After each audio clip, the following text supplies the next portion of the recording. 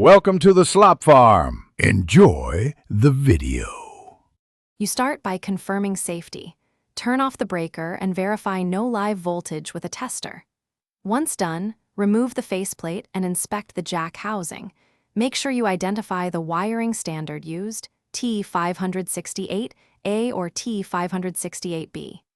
You will strip about 1/2 inch of jacket from the cable, but do not nick conductors. Keep the cable jacket under the termination block to preserve strain relief.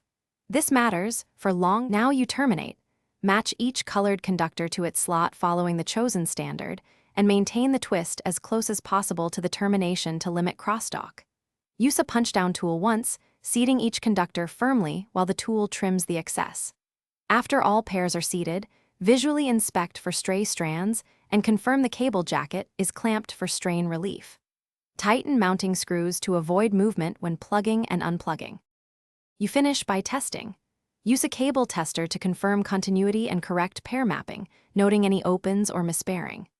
Once tests pass, reinstall the faceplate, restore power, and verify device connectivity. Make sure link lights behave normally. If something fails, isolate the problem pair, restrip about 1/2 inch, and repunch that pair, because most faults stem from poor seating or untwisted conductors. Keep a spare jack and tester on hand. Thanks for watching. Consider subscribing if we helped you today.